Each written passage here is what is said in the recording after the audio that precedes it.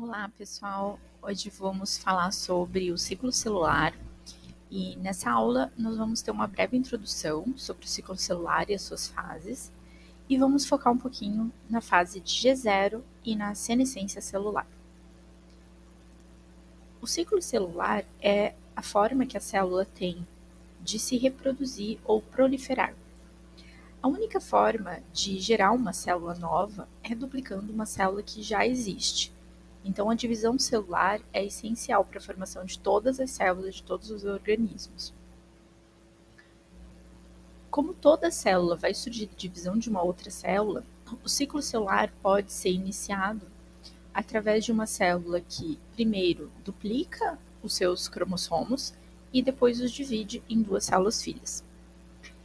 Então, a primeira fase, que a gente vai ver é justamente a fase do crescimento da célula e da replicação cromossômica, aqui representado por uma célula com o núcleo com 2 cromossomos, um em preto e um em vermelho, que é duplicado, cada um deles, então, em 2 fitas pretas ou 2 fitas vermelhas, e posteriormente no ciclo celular existe a segregação desses cromossomos ou separação desses cromossomos, e aqui a gente está vendo então já um sulco sendo formado que vai originar posteriormente pela divisão celular duas diferentes células, e a retomada da formação, a reconstrução desse núcleo celular.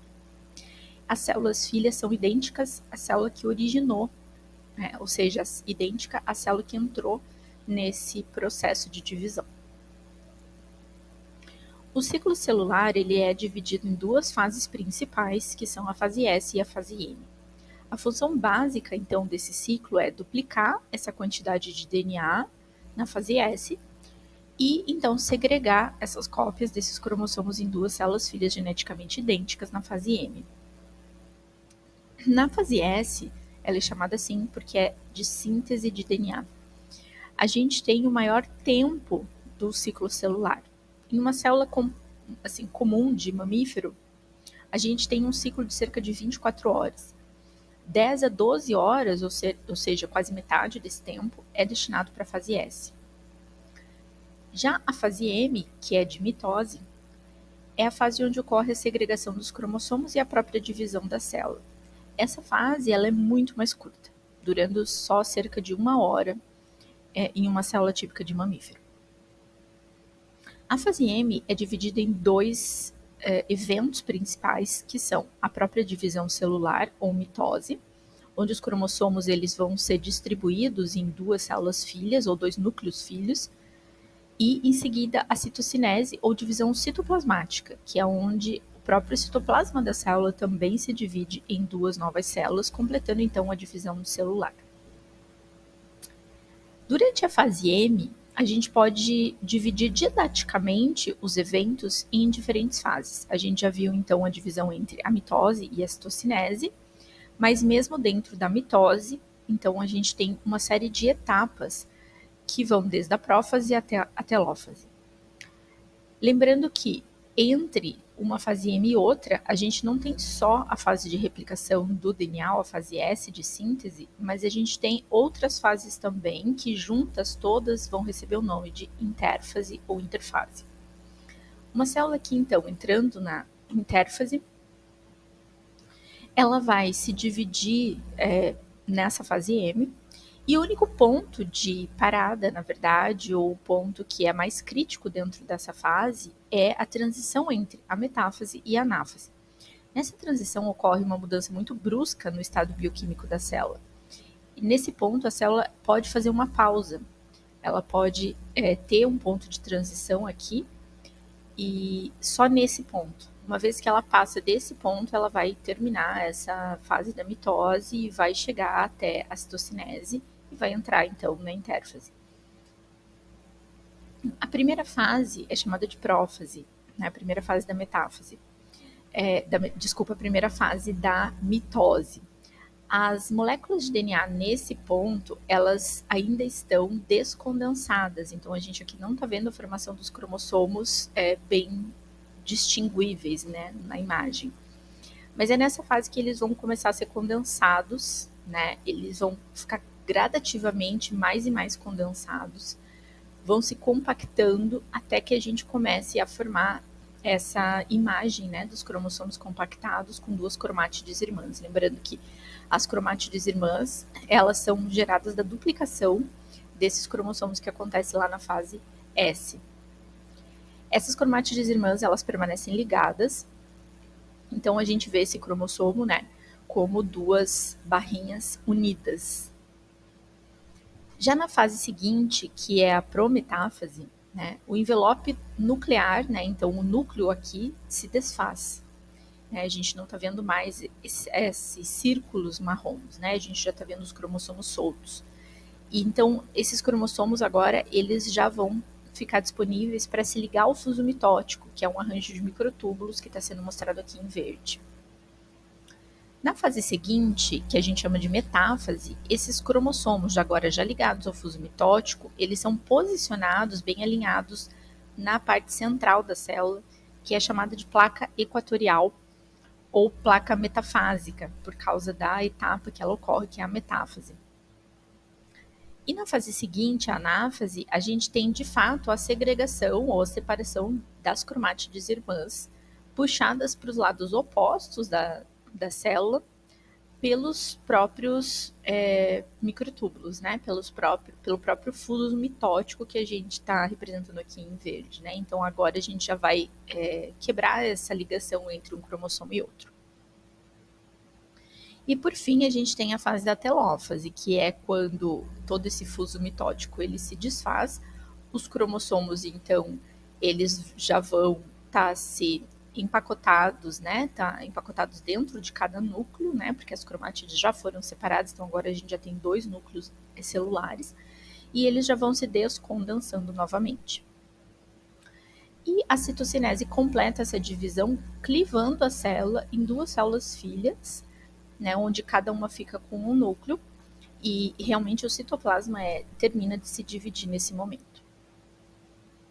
Então a gente viu a fase M dividida em mitose e citocinese, e aqui a gente tem uma visão geral mais completa desse ciclo celular, com toda a fase da intérfase dividida aí em fase S, que a gente viu replicação síntese de DNA, mas também na fase G1 e na fase G2, que são 2 fases de gaps ou intervalos, né, que são super importantes para a célula e que são também períodos de checagem, né, além de crescimento celular. Então, a célula está fazendo aqui as conferências de que tudo aconteceu corretamente, tanto na fase M quanto na fase S. Essa fase G1, principalmente, ela monitora o ambiente interno e externo da célula. A célula precisa se assegurar de que tudo está completo, tudo que ela precisa preparar para realmente começar uma nova divisão celular, então entrar novamente em replicação de DNA, tudo esteja feito, preparado, né, e que a condição também do meio é adequada para uma nova divisão celular. Se as condições extracelulares vão ser favoráveis, então, para o crescimento da célula e a divisão dessa célula novamente, a célula vai receber esses sinais para crescer e se dividir. Então, elas vão avançar nessa fase G1 até o ponto de comprometimento da célula, que é chamada de início, em leveduras, ou ponto de restrição em mamíferos. Então, a duração da fase G1 é extremamente variável dentro, comparando-se diferentes células. Uma pessoa, uma vez, né, que a gente passa desse ponto, a célula vai acabar se comprometendo com a replicação do DNA. Então, ela já recebeu os estímulos de que ela deveria se dividir, ela passou desse ponto. Então, mesmo que agora os estímulos sejam removidos e o ambiente mude, a célula não esteja mais num ambiente propício para a divisão, mesmo assim, agora ela vai ter que se dividir, porque ela já está comprometida, né? Então, esse ponto é um ponto de não retorno. Uma vez que ela passou desse ponto, agora ela vai fazer toda a fase S replicando seu DNA e só vai ter oportunidade de parar novamente na fase G2. Mas se as condições extracelulares não são favoráveis para a divisão celular, a célula não recebe esses sinais para se proliferar, ela não vai continuar, ela não vai passar esse ponto de restrição. Então, ao invés disso, ela vai sair do ciclo celular, sair da fase G1 e entrar na fase G0. Essa fase G0 é um estado de repouso especializado da célula. ela não está no ciclo celular, significa que ela não vai se dividir, mas ela pode permanecer um tempo muito variável nesse G0. Pode ser dias, pode ser semanas, pode ser até a morte dessa célula. Ela vai ter aqui um estado ainda ativo, muitas vezes, né, de produção de proteínas e tudo mais, né, ela vai estar transcrevendo seus genes, mas ela não vai se dividir, não vai duplicar o DNA e não vai ter a fase M. Esse prolongamento do intervalo muitas vezes é chamado de quiescência, e ele é fundamental para diversos tipos de célula. Em plantas isso é muito claro, porque essa regulação da quiescência ou não, ou proliferação, né, vão ser essenciais para que essa planta tenha a renovação das linhagens celulares somáticas e essa plasticidade. Então, as células totipotentes do meristema, por exemplo, as células que são terminalmente diferenciadas, as sementes que entram em dormência, os brotos, todos eles usam da fase de quiescência em algum momento, né, do desenvolvimento da célula. Essa fase de quiescência é um processo reversível.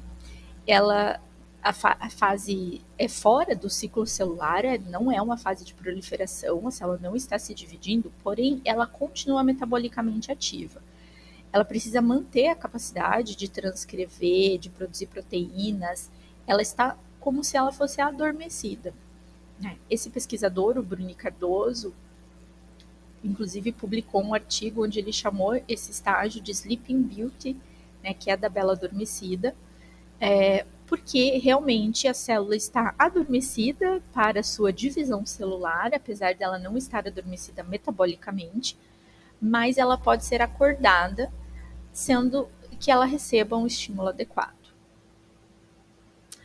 A gente também tem autores que dividem a quiescência em vários tipos de quiescência, mostrando, na verdade, que existe um gradiente de reversibilidade desse ciclo celular, ou seja, essa capacidade da célula retornar para o ciclo celular e voltar a se dividir, e também um gradiente de atividade metabólica, que essa célula está no período de quiescência, e um gradiente de especialização dessas células em quiescência.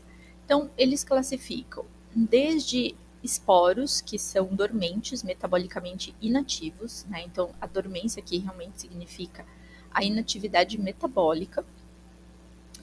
E até no outro extremo, né? Células extremamente diferenciadas, terminalmente diferenciadas e super especializadas, né? Um estado que a gente chama de pós-mitótico, que é, por exemplo, de neurônios, de miócitos, né?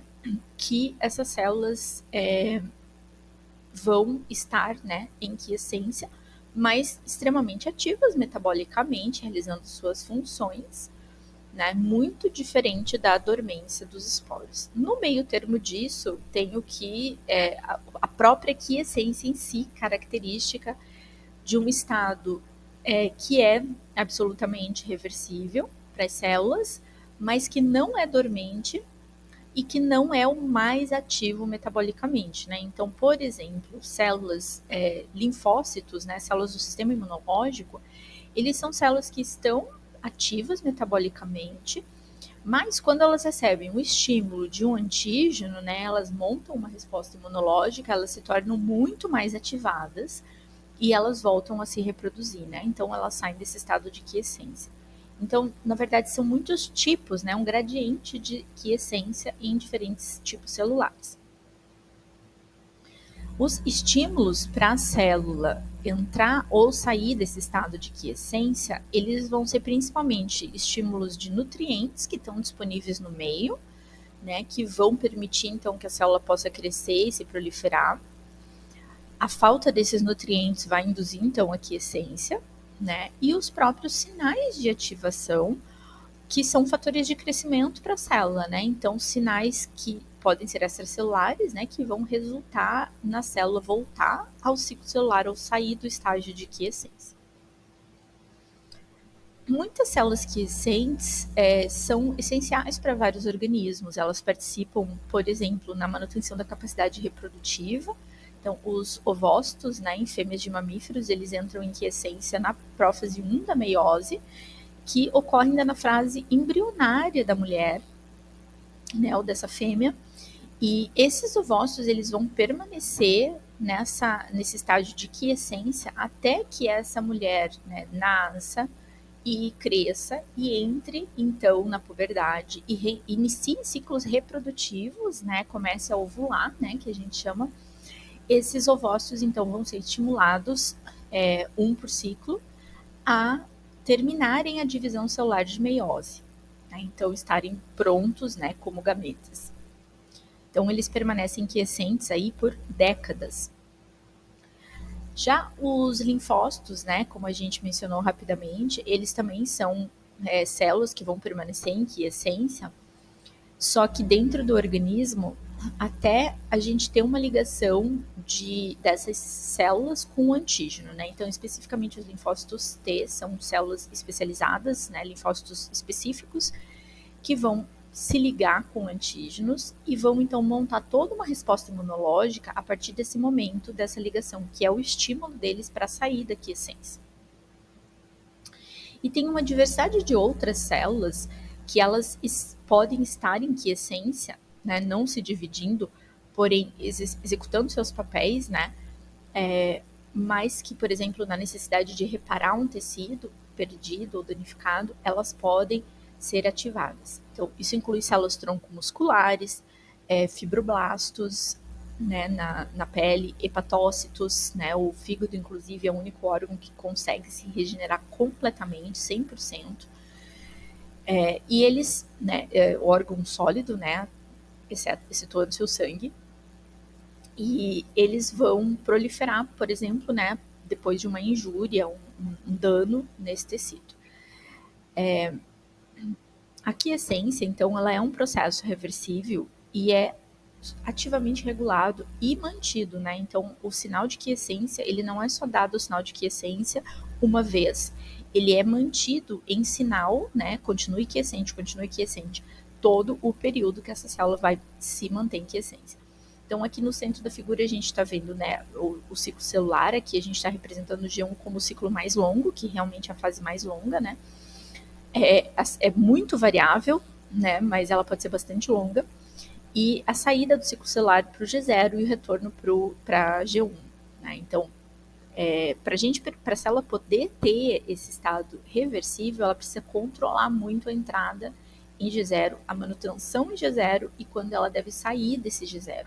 E esse controle é feito por proteínas que são reguladoras do ciclo celular. Elas vão responder a esses estímulos extracelulares e também intracelulares para fazer todo esse controle. Então, são vários fatores, mas eles são classificados como ciclinas, né, que são proteínas do ciclo celular, e as quinases dependentes de ciclina, que são chamadas de CDKs, né, que são proteínas que se ligam a essas ciclinas também, formando esses complexos ativos. E aí a gente tem os inibidores de CDK, né, que são proteínas que inativam esses complexos, e também uma proteína inativadora, que é a proteína retinoblastoma, RB. Né? Ela tem esse nome porque ela foi descrita nesse tipo de câncer, retinoblastoma. Aliás, muitos tipos de câncer são relacionados a mutações em proteínas que regulam o ciclo celular, porque é uma característica do câncer perder o controle sobre a regulação da proliferação celular. Então, esses complexos que estão sendo representados aqui, que posteriormente a gente vai ver em mais detalhe, como os complexos ciclina D, CDK4 e 6, ciclina E, CDK2, eles vão promover a progressão dentro do ciclo celular. Então, a célula em G1 até a célula atingir esse comprometimento e passar para a próxima divisão celular. Então, altos níveis de ciclina D, IE e CDK4 e 6 aumentam a proliferação celular. Então, isso vai fazer a célula sair de G0, né, ou a célula não entrar em G0. E já proteínas inibidoras desses complexos, ou inibidores de CDK, né, que aqui estão sendo representados 3 inibidores, a P21, P27 e P57, que também são chamadas de inibidores de CDK como CDKN 1A, 1B e 1C. E também a proteína retinoblastoma, elas inibem a proliferação celular, né? Então, elas fazem a célula entrar na fase G0 ou se manter na fase G0. A proteína retinoblastoma, na verdade, ela se liga né, a um fator de transcrição, que é o E2F, e assim ela inativa esse fator de transcrição, que é um fator de transcrição chave do ciclo celular. Então ela tem um mecanismo um pouquinho diferente dos inibidores de CDK. Os complexos ciclina-CDK, né, que promovem então a progressão da célula no ciclo celular, eles fazem isso através da fosforilação de proteínas. Então, aqui a gente está representando por esses círculos amarelos, né, com um pezinho dentro, né? Então, essas proteínas sendo fosforiladas aqui, como o exemplo, a proteína retinoblastoma sendo fosforilada pela CDK4/6. Então, isso faz com que ela seja inibida, ou seja, não consiga mais se ligar ao fator de transcrição E2F, que ela se ligava normalmente, e isso promove, então, a ativação, né? Esse fator de transcrição, então, ativa aí a expressão de genes do ciclo celular, e a célula vai progredir, né, dentro do ciclo. Então, a gente viu que dentro do ciclo celular, né, a fase G0, ela é uma fase reversível. Né? Então, a célula pode sair do ciclo celular, entrando em G0 e voltar para o ciclo celular em G1. Então, uma propriedade, né, dessa fase é essa quiescência ser reversível. Né? Isso a gente pode ver muito com células tronco, células em meio que não têm nutrientes ou não têm fatores de crescimento, células cancerígenas que estão dormentes e podem ainda ser reativadas, né? O câncer então pode crescer, né? Depois de um momento, um tempo em quiescência. Mas a gente também tem a possibilidade de uma diferenciação terminal, né? Uma reversibilidade seletiva, né? Então a gente tem células já diferenciadas, como músculos, um epitélio maduro, neurônios, né? Mas algumas dessas células diferenciadas podem ainda voltar ao ciclo celular. Então, por exemplo, um caso de esse tipo de salamandra anfíbio, que é o axolote, quando ele tem um membro amputado, essas células já são diferenciadas, né? Mas ele consegue reconstruir todo esse membro, né? Com a ativação, né, dessas células que estavam em quiescência. Então, elas voltam a se dividir, voltam a se proliferar e reconstroem todo esse membro que foi amputado. Isso também acontece em algumas células oculares do peixe-zebra e também no ouvido interno de aves. E a gente tem uma última forma de saída do ciclo celular, que é a senescência.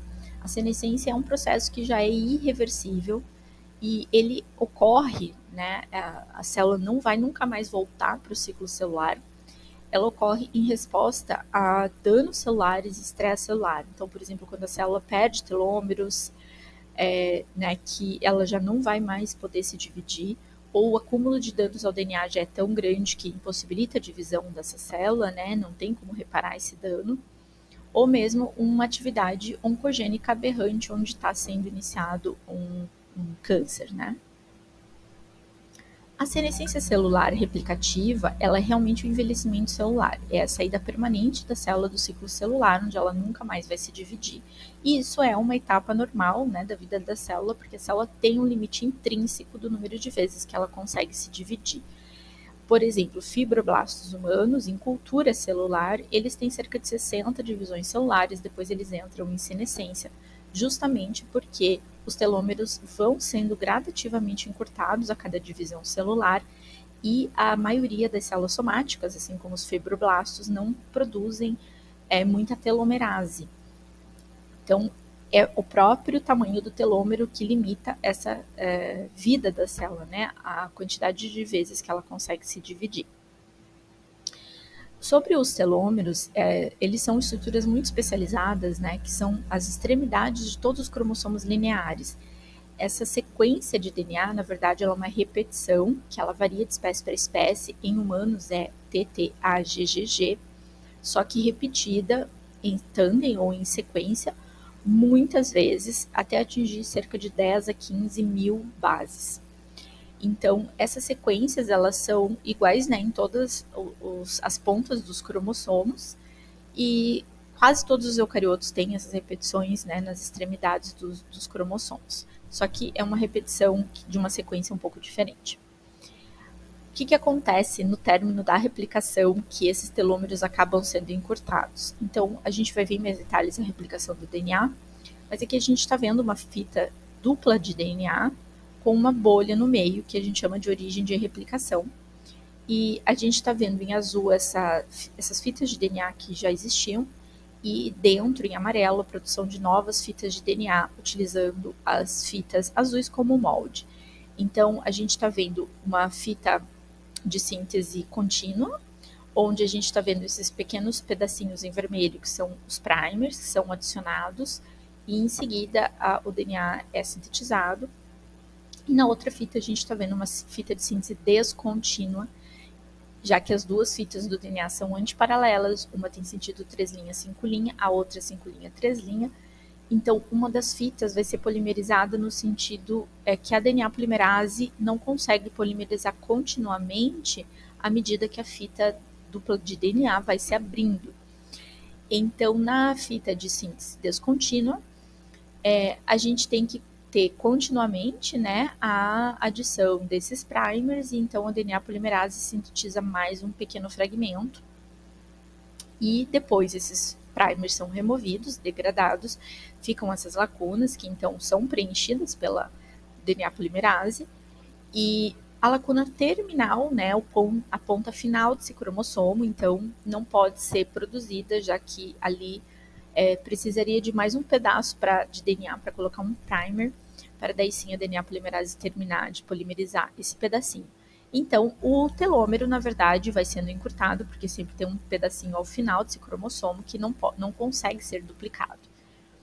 A enzima telomerase, na verdade, ela é um complexo RNA-proteína, ela é uma ribonucleoproteína, e então ela tem esse RNA que está sendo mostrado aqui em vermelho, né?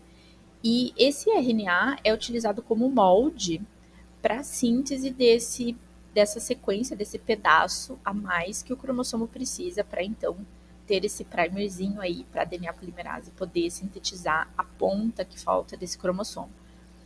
Isso acontece com um tipo especial de DNA polimerase, que é a transcriptase reversa, né, que ela utiliza o RNA como molde para sintetizar um DNA. Então, esse RNAzinho aqui, que a telomerase carrega, é utilizado como molde para a síntese de mais um pedacinho de DNA ao final do cromossomo. Esse RNA ele vai variar muito entre espécies. Em humanos ele tem 450 nucleotídeos e em levedura ele tem 1.300. Nesse protozoário ciliado que chama tetraimena ele tem 159 nucleotídeos. Mas todos eles servem com o mesmo propósito. Então, a telomerase ela vai carregar esse RNA e vai se posicionar com ele ali na fita molde do DNA, né, nessa sequência de DNA que está fita simples, e então vai ficar, né, nessa posição ali, gerando essa sequência de DNA complementar. E daí, depois que ela terminar essa adição, ela dá uma escorregadinha, ela se move um pouquinho para adicionar mais uma repetição, né? Ela pode ir fazendo isso para ir adicionando esse fragmento a mais ali na ponta do cromossomo. E esse prolongamento, né, que ela agora está sendo mostrado aqui em azul, né, que ela adicionou, então serve ali para a estrutura do próprio primer, então vem a primase produzir aquele primer ali na pontinha, né, sintetizar então um fragmento que vai ficar a dupla fita, e aí a DNA polimerase consegue preencher essa lacuna. Então, ela vai sintetizar ali a extremidade que faltava do cromossomo, né? E depois vai ser feita a ligação desses fragmentos e aí o cromossomo não perdeu essa extremidade, né? Essa extremidade dos telômeros, elas ainda se ligam a proteínas, né? A gente ainda tem um pedacinho de fita simples no final, ali depois que esse primer é removido, e isso fica escondido dentro de uma alça T, essa alça telomérica, né, ligado ali a outras proteínas específicas, né, que fazem a proteção, então, dessas extremidades. Só que as células somáticas quase não produzem telomerase, então elas vão tendo seus telômeros encurtados a cada divisão celular, e depois que esses telômeros já foram perdidos e a célula pode começar a perder genes, né? Então isso é um dano muito, muito grande para a célula, e a célula então vai entrar numa fase de senescência. O que acontece com muitas células de câncer é que elas readquirem a capacidade de produzir telomerase, então elas vão manter o tamanho dos telômeros e não vão entrar em senescência por conta de encurtamento. A senescência celular, ela é um estado que é característico da célula por vários fenótipos, né? Então tem uma alteração da expressão gênica dessa célula, inclusive da estrutura da cromatina. Então a gente tem os fenótipos associados à senescência, que a gente chama, né? Que são uma morfologia aumentada e mais achatada dessa célula, né? Ela tem a expressão de vários fatores, né? Como a gente viu, por exemplo, de inibidores da proliferação celular, né? De P53, P21, P16. A gente tem também o aumento das mitocôndrias e dos lisossomos, secreção de vários fatores característicos, como a beta-galactosidase. E a gente tem resistência à apoptose, né? Ou seja, a célula não vai para a morte celular, ela só não vai se dividir mais, né? Então, tudo isso caracteriza, na verdade, um programa secretório associado à senescência, ou SASP. E o que leva a célula à senescência, né? A gente já viu aqui o encurtamento dos telômeros, né? Que é muito importante para a célula, mas existem outros fatores que podem levar a célula à senescência celular, que são principalmente resposta a danos, né? Então, além do telômero, a gente também tem um estresse oxidativo, danos no próprio DNA que, ao se acumularem, né, também pelo estresse oxidativo, inclusive, vão ativar essa via.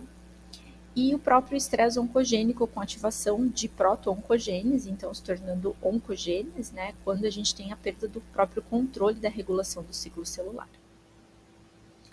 Então, todas essas alterações celulares, né, que a gente viu com as células permanecendo metabolicamente ativas em senescência, porém secretando fatores pró-inflamatórios e proteolíticos, né, fazem parte desse fenótipo secretor associado à senescência, eles são hallmarks da senescência celular, né, são pontos que caracterizam uma célula em senescência celular.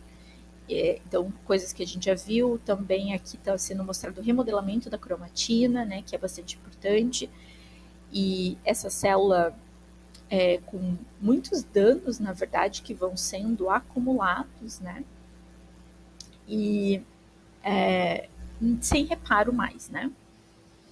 Então, na verdade, as células entram em senescência, mas elas continuam se modificando. Uma célula que acabou de entrar em senescência, né, seja aí por perda de telômeros, por um estímulo de hiperproliferação, como um estímulo oncogênico ou dano oxidativo, né, elas vão apresentar uma expressão gênica altamente variável, dependendo do tipo de célula, do modo pelo qual a célula foi induzida à senescência e de quanto tempo ela está em senescência, né? Então, inicialmente, ela vai ter essa resposta de dano ao DNA, ativação de proteínas que vão fazer ela continuar em senescência, né? E não voltar mais para o ciclo celular.